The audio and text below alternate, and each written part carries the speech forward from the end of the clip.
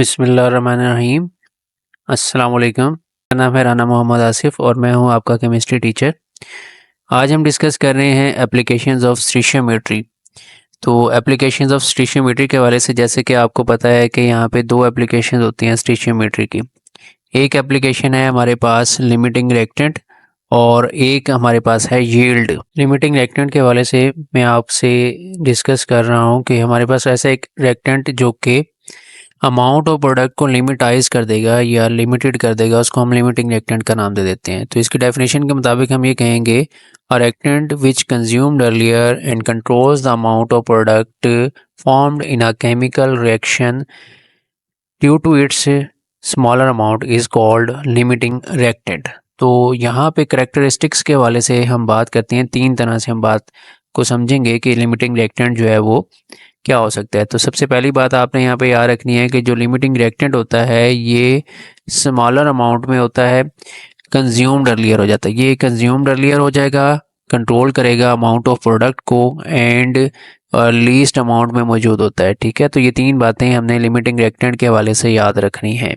Limiting reactant कौन कौन से केमिकल रिएक्शंस के ऊपर एप्लीकेबल होता है उसको हम देख लेते हैं। तो यहाँ पे सबसे पहले देखना है हमारे पास it is applicable on which have non stoichiometric amount of reactant, यानी ऐसे एग्जांपल्स या रिएक्शन के लिए हम बात करेंगे जहाँ पे हमारे पास रिएक्टेंट की नॉन स्टोइचियोमेट्रिक अमाउंट दी जाएगी। और अगर हमारे पास रिएक्टेंट जो है वो स्टोइचियोमेट्रिक अमाउंट में होंगे तो हम ये कह देते हैं कि इन दोनों में से कोई भी लिमिटिंग रिएक्टेंट नहीं होगा। यानी रिएक्टेंट अगर हम बैलेंस केमिकल इक्वेशन में देखें तो हमें स्टोइचियोमेट्रिक अमाउंट दी जाती है। ठीक है, और जो हमारे पास 4 ग्राम हाइड्रोजन है ये 32 ग्राम ऑक्सीजन के साथ मिलती है, या हमारे पास 2 मोल हाइड्रोजन है ये 1 मोल ऑक्सीजन के साथ मिलके वाटर प्रोड्यूस करती है। तो ये स्टोइचियोमेट्रिक अमाउंट्स हैं। H2 प्लस O2, ये हमारे पास बना रहा है वाटर H2O।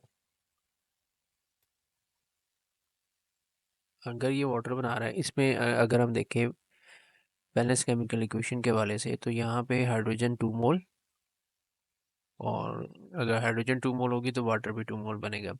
स्टोइचियोमेट्रिक का मतलब ये होगा कि हमारे पास 2 मोल हाइड्रोजन है या 1 मोल ऑक्सीजन है, या फिर हमारे पास ये मोल नहीं तो ग्राम के लिहाज से देख लें। तो ग्राम के लिहाज से 1 मोल हाइड्रोजन का मास 2 ग्राम बनता है, तो 2 मोल का मास बनेगा 4 ग्राम। तो अगर हमारे पास हाइड्रोजन 4 ग्राम है और ऑक्सीजन है हमारे पास यहाँ पे बैलेंस केमिकल इक्वेशन के मुताबिक ये 32 ग्राम है। तो अगर ये इस तरह के अमाउंट्स हैं तो इनको बोलेंगे हम स्टोइचियोमेट्रिक अमाउंट। तो इस लिहाज से हमारे पास अगर हम देखें तो हम ये कह देते हैं आमतौर पे कि दोनों में से कोई भी लिमिटिंग रिएक्टेंट नहीं हो सकता। लेकिन अगर यहाँ पे आपके पास क्वेश्चन जो पूछा जाता है एंटी टेस्ट के हवाले से वो आपसे कुछ इस तरह से पूछ लेते हैं कि आपके पास ये जो हाइड्रोजन है ये हमारे पास है ये 2 ग्राम हाइड्रोजन है, और जो हमारे पास ऑक्सीजन है ये हमारे पास है 32 ग्राम। अब ये दोनों अमाउंट जो है ना ये देखा जाए तो ये स्टोइचियोमेट्रिक अमाउंट्स में से वो कंसिडर नहीं हो रही। मतलब मिसाल के तौर पे हम ये कह देते हैं कि इनमें से हम निकालेंगे कि हमारे पास जो लिमिटिंग रिएक्टेंट है वो क्या है। यानी अगर 2 ग्राम हमारे पास हाइड्रोजन है, 32 ग्राम ऑक्सीजन है, तो ये हमारे पास जो वाटर बनेगा H2O, ये कितना बनेगा। तो इस क्वेश्चन में एंटी टेस्ट के हवाले से आपसे पूछा जाएगा कि आप बताएं कि मुझे ये जो वाटर है एक तो इसमें कितने नंबर ऑफ मोल्स बनेंगे वाटर के, और दूसरा आप ये बता दें कि हाइड्रोजन ये जो वाटर है इसका कितना यहाँ पे मास बन रहा है। तो इस तरीके से आपने इसकी कैलकुलेशन जो है वो सॉल्व करनी है। ये क्वेश्चन अभी हम सॉल्व करते हैं, उससे पहले एग्जांपल्स की तरफ आते हैं। लिमिटिंग रिएक्टेंट मौजूद हो सकता है, ठीक है। तो यहाँ याद रखना है हमने कि ये जो है हमारे पास लिमिटिंग रिएक्टेंट एप्लीकेबल होता है नॉन स्टोइचियोमेट्रिक अमाउंट में होंगे तो उनमें से कोई एक लिमिटिंग रिएक्टेंट हो सकता है। अगर ये दोनों जो हैं वो स्टोइचियोमेट्रिक यानी बैलेंस केमिकल इक्वेशन के हवाले से ही मौजूद हैं, मोल्स में या फिर ग्राम में हमें दिए गए हैं और बैलेंस केमिकल इक्वेशन के मुताबिक हैं, तो उन दोनों में से कोई भी लिमिटिंग रिएक्टेंट नहीं होगा। तीसरी बात आप लोगों ने बच्चों याद रखना है कि अगर रिएक्टेंट में से जो है वो एक एक्सेस रिएक्टेंट में दिया गया है और एक लिमिटिंग में दिया गया, तो उसमें बचाना हमारे लिए बहुत ज़्यादा आसान हो जाता है। हम पहले सबसे एग्जांपल से स्टार्ट करते हैं। लिमिटिंग रिएक्टेंट के लिहाज से मैंने अभी आपको बताया था कि हमारे पास एक दो रिएक्टेंट्स हैं, या वो क्या बना रहे हैं, प्रोडक्ट्स बना रहे हैं। तो यहाँ पे देखें हम, हमारे पास वुड है। अगर हम वुड को एयर में, यानी कि ऑक्सीजन में, ये ऑक्सीजन कहाँ से आएगी हमारे पास, ये एयर में से आएगी। तो अगर हम एयर में से इसको बर्न करते हैं, एयर में, एयर की मौजूदगी में, तो यहाँ पे हमारे पास जो वुड है that will convert into carbon dioxide, water vapours and heat. ठीक है, तो ये प्रोडक्ट्स हैं। तो ये कब तक बर्न होगी, जब तक हमारे पास लकड़ी या वुड मौजूद है ये जलती रहेगी, और जैसे ही ये ख़त्म हो जाएगी तो हमारे पास जो है वो बर्निंग का प्रोसेस वो स्टॉप हो जाएगा। तो इसमें हम दोनों में से लिमिटिंग रिएक्टेंट कौन सा वाला होगा, डेफिनेटली हमारे पास जो वुड होगी वो लिमिटिंग रिएक्टेंट है, क्योंकि वुड ख़त्म हो जाएगी तो बर्निंग का प्रोसेस हमारे पास ख़त्म हो जाएगा, या फिर यूँ कह लें प्रोडक्ट की फॉर्मेशन जो है वो ख़त्म हो जाएगी। तो इसलिए इस केस में हमारे पास जो वुड है that is a limiting reactant. चलिए मैं अब आपको एक और एग्जांपल देता हूँ। इस एग्जांपल में आपके पास एक स्टीयरिंग और चार टायर हैं, तो आप बता सकते हैं इन दोनों में से कौन सा लिमिटिंग रिएक्टेंट होगा। देखें इक्वेशन के मुताबिक अगर हम देखेंगे ना तो ये स्टीशियोमेट्रिक अमाउंट है, तो इसका मतलब ये हुआ कि इन दोनों में से कोई भी लिमिटिंग रिएक्टेंट नहीं होगा, क्योंकि ये सारे के सारे कंज्यूम हो जाएंगे और ये क्या बनाएंगे, हमारे पास वन कार बना देंगे। अगर इसकी अमाउंट हम चेंज करते हैं यहाँ पे, यानी इनको नॉन स्टीशियोमेट्रिक में रखते हैं जी, तो अब मैंने यहाँ पे आपको दो स्टीयरिंग दिए हैं और 12 टायर्स दिए हैं, तो बताएं ज़रा स्टूडेंट्स कितनी कार्स बनेंगी यहाँ पे। दो स्टीयरिंग है हमारे पास, तो हमारे पास डेफिनेटली जो गाड़ियाँ बनेंगी वो हमारे पास टू बनेंगी, टू कार्स बनेंगी। ठीक है, तो इसमें आप देखें नॉन लिमिटिंग रिएक्टेंट या एक्सेस रिएक्टेंट कौन सा वाला हो गया, टायर्स। तो एक गाड़ी इस्तेमाल बनने में हमारे पास हमें चार टायर्स की ज़रूरत पड़ेगी, और यहाँ पे 12 टायर्स है, तो इसका मतलब ये है टू स्टीयरिंग यूज़ हो जाएंगे, और हमारे पास जो यहाँ पे 8 टायर्स जो हैं वो यूज़ हो जाएंगे, बाकी के 4 टायर्स जो हैं वो हमारे पास एक्स्ट्रा हो जाएंगे। तो एक्सेस रिएक्टेंट यहाँ पे टायर्स के हवाले से होंगे, टायर्स एक्सेस रिएक्टेंट हैं। और जो लिमिटिंग रिएक्टेंट है वो क्या है हमारे पास यहाँ पे स्टीयरिंग, क्योंकि यहाँ पे हमारे पास स्टीयरिंग ख़त्म हो जाएंगे, तो इसलिए हमारे पास कार्स जो हैं वो ओनली टू ही बनेंगे जी। तो स्टूडेंट्स देखें, तीसरी बात आपने जो मेरी यहाँ पे याद रखनी है वो ये है कि नॉन स्टीशियोमेट्रिक अमाउंट्स अगर होंगी रिएक्टेंट्स की, तो हमारे पास उनमें से कोई लिमिटिंग रिएक्टेंट हो सकता है। उसके लिहाज से हम एग्जांपल लेते हैं। देखें अगर आपके पास यहाँ पे 6 टी बैग्स हैं, नहीं वो छोटे पैकेट्स जो होते हैं हमारे पास, वो चाय बनाने के लिए 6 हैं हमारे पास, और काफ़ी सारा मिल्क पड़ा हुआ है, 1 जग ऑफ मिल्क पड़ा हुआ है या बहुत सारा मिल्क पड़ा हुआ है। तो हमारे पास ओनली जो हमारे पास टी कप बनेंगे, कितने कप चाय बन जाएगी हमारे पास, वो 6 कप टी बनेगी। यानी यहाँ पे जो रिएक्टेंट है जिसने टी की अमाउंट को लिमिट कर दिया है, या उसमें लिमिटेड कर दिया है इसको बनाते हुए प्रोडक्ट को, वो हमारे पास टी बैग है। Tea bag are the limited product, sorry limiting reactant, this is the limiting reactant. Tea bags are the limiting reactant जिन्होंने क्या कर दिया, चाय की अमाउंट को लिमिट कर दिया यहाँ पे। ठीक है, इसी तरह से देखें अगर हमारे पास यहाँ पे 1 टी बैग होगा तो हमारे पास जो टी कप बनेगा वो ओनली 1 कप ऑफ टी बनेगा। ठीक है, जन हमारे पास यहाँ पे ऑक्सीजन के साथ कंबाइन होकर वाटर बना रहा है, तो हम यहाँ पे एग्जांपल ले लेते हैं कि हमारे पास 2 ग्राम हाइड्रोजन, 2 ग्राम हाइड्रोजन है,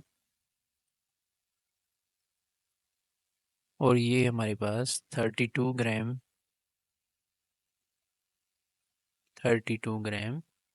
ऑक्सीजन O2 के साथ कंबाइन हो रही है।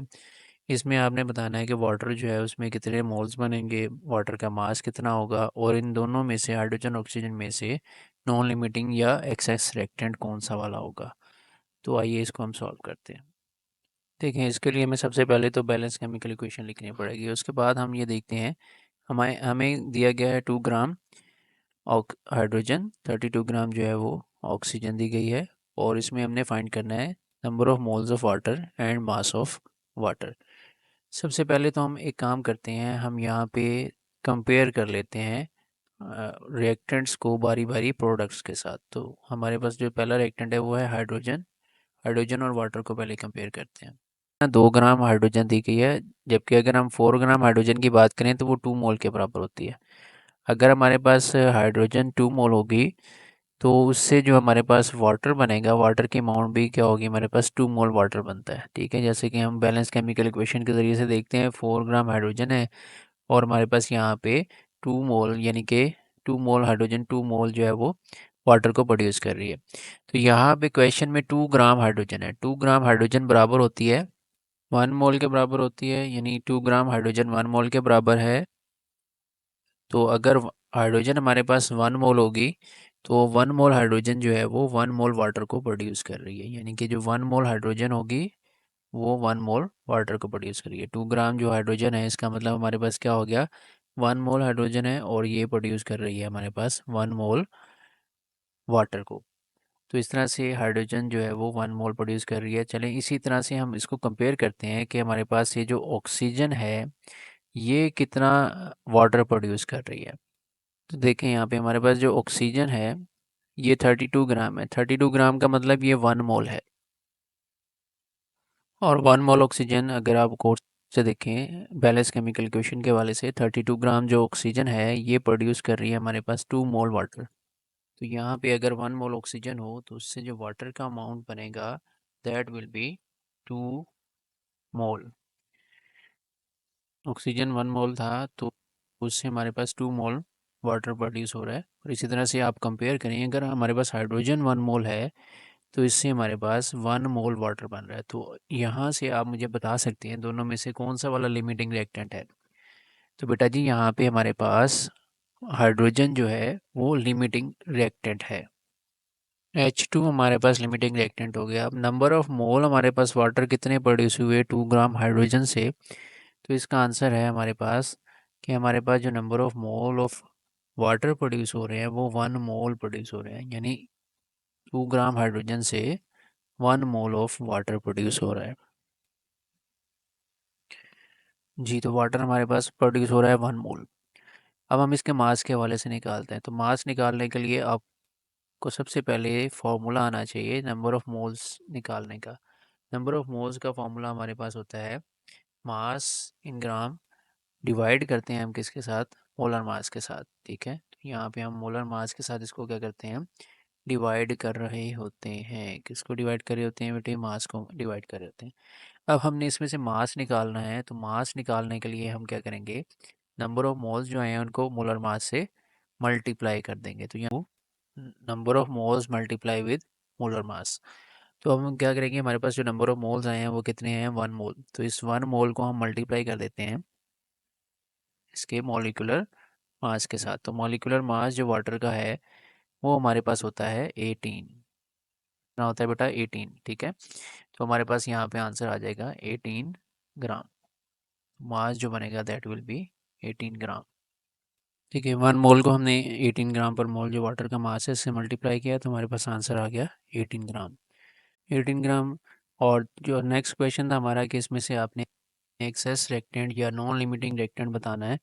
तो उसके लिहाज से आप ये देखें कि अगर हमारे पास से यहाँ पे 2 ग्राम हाइड्रोजन है वो 32 ग्राम से रिएक्ट करेगी तो इससे क्या होगा कि इसका हाफ इससे रिएक्ट करेगा। मिसाल के तौर पे हम कहते हैं अगर हमारे पास ये बैलेंस केमिकल इक्वेशन को देखें तो ये बता रही है 4 ग्राम जो हाइड्रोजन है, 4 ग्राम हाइड्रोजन ये रिएक्ट कर रही है हमारे पास 32 ग्राम ऑक्सीजन के साथ। तो 2 ग्राम जो हाइड्रोजन है ये रिएक्ट करेगी हमारे पास यहाँ पे 16 ग्राम ऑक्सीजन के साथ। तो इसका मतलब ये हुआ जो हमारे पास एक्सेस है ऑक्सीजन 16 ग्राम बाकी बच जाएगा और 16 ग्राम जो है वो 2 ग्राम के साथ रिएक्ट करेगा। तो 18 ग्राम अगर हमारे पास वाटर बनेगा तो इसका मतलब ये हुआ 16 ग्राम जो हमारे पास ऑक्सीजन है वो एक्सेस से ऑक्सीजन या नॉन लिमिटिंग रिएक्टेंट कहलाएगा। इस तरह के एमसीक्यूज आपसे एंटी टेस्ट या एमडी कैट के हवाले से पूछे जा सकते हैं। तो आइए चलें अब एक और एग्जांपल की तरफ चलते हैं। लिमिटिंग रिएक्टेंट के एमसीक्यू सॉल्व करते हुए आखिरी बात आपने ये याद रखनी है कि दो रिएक्टेंट में से एक अगर लिमिटेड और दूसरा वाला एक्सेस में दिया गया है तो जाहिर सी बात है बड़ी आसानी से यहाँ से पता चल जाएगा कि जो रिएक्टेंट लिमिटेड अमाउंट में होगा वो ही क्या करेगा, प्रोडक्ट की अमाउंट को कंट्रोल करेगा। ठीक है, तो यहाँ पे अगर मीथेन गैस दी जाती है जो कि एक्सेस ऑफ ऑक्सीजन में बर्न की जा रही है, इससे ये कार्बन डाइऑक्साइड में, वाटर वेपर्स में और हीट प्रोड्यूस करेगी। तो इसमें हम ये कह सकते हैं अगर ये लिमिटेड है तो यहाँ पे लिमिटेड रिएक्शन मीथेन है, और क्योंकि एयर जो है वो एक्सेस में मौजूद है तो ये एक्सेस या नॉन लिमिटिंग रिएक्टेंट होगा, और ये वाली जो है वो लिमिटिंग रिएक्टेंट होगी। methane gas is a limiting reactant in this reaction.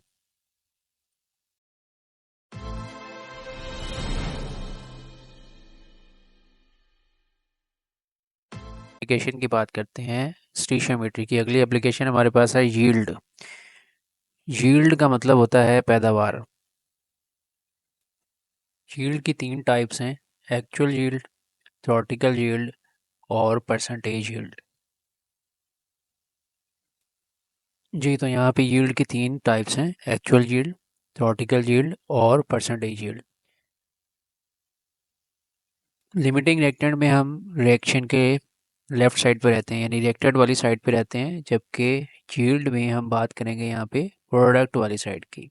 मतलब यील्ड का मतलब होगा हमारे पास अमाउंट ऑफ प्रोडक्ट, तो यहाँ हम बात करेंगे अमाउंट ऑफ प्रोडक्ट के लिहाज से। Actual yield amount of product होगी जो कि एक्सपेरिमेंट परफॉर्म करके निकाली जा सकती है। ये यूँ कह लें कि केमिकल रिएक्शन को एक्चुअली परफॉर्म करके जो यील्ड निकालेंगे उसको हम एक्चुअल यील्ड बोल देते हैं। थ्योरेटिकल यील्ड में हम कहते हैं बैलेंस केमिकल इक्वेशन जो लिखी हुई है उससे हमें थ्योरेटिकल यील्ड मिलती है, यानी अमाउंट ऑफ प्रोडक्ट जो है वो निकाल लेते हैं, that is called as a theoretical yield. ये बैलेंस केमिकल इक्वेशन से आती है, तो इसलिए इसको थ्योरेटिकल यील्ड भी कहते हैं, एक्सपेक्टेड यील्ड भी कहते हैं। और एक्चुअल यील्ड क्योंकि एक्सपेरिमेंट परफॉर्म करके निकालते हैं, इसलिए इसको हम एक्सपेरिमेंटल यील्ड भी बोल देते हैं। तीसरी टाइप की यील्ड होती है परसेंटेज यील्ड। परसेंटेज यील्ड जो है वो हमारे पास एक्चुअल यील्ड को थ्योरेटिकल यील्ड पर डिवाइड करके मल्टीप्लाई 100 करने से आती है, यानी इन दोनों की रेशो निकाल के उसको हम मल्टीप्लाई करते हैं 100 के साथ, तो ये हमारे पास क्या निकलती है, परसेंटेज यील्ड निकल आती है। परसेंटेज यील्ड को हम एफिशिएंसी ऑफ रिएक्शन भी बोल देते हैं। परसेंटेज यील्ड डायरेक्टली प्रोपोर्शनल हो जाती है हमारे पास अमाउंट ऑफ प्रोडक्ट के साथ, यानी जितनी परसेंटेज यील्ड ज़्यादा होगी उतनी अमाउंट ऑफ प्रोडक्ट हमारे पास ज़्यादा आएगी। इसी तरह से हम ये भी कह सकते हैं परसेंटेज यील्ड जो है वो एफिशिएंसी ऑफ रिएक्शन को शो कर सकती है, यानी जितनी परसेंटेज यील्ड ज़्यादा होगी उतनी efficiency of a chemical reaction ज़्यादा होगी। तो कोई भी केमिकल रिएक्शन हमारे पास 100% नहीं होता, लेकिन अगर हम अज्यूम करें तो हम ये देखते हैं कि ये ख्यालों में ही हो सकता है 100%, अदरवाइज़ ये एक्चुअल यील्ड जो होती है वो हमेशा हमारे पास थ्योरेटिकल यील्ड से कम होती है। और इसकी बहुत सारी रीज़न्स हैं, वेरियस रीज़न्स हैं हमारे पास। तो इस वजह से एक्चुअल यील्ड जो है वो कम हो जाती है।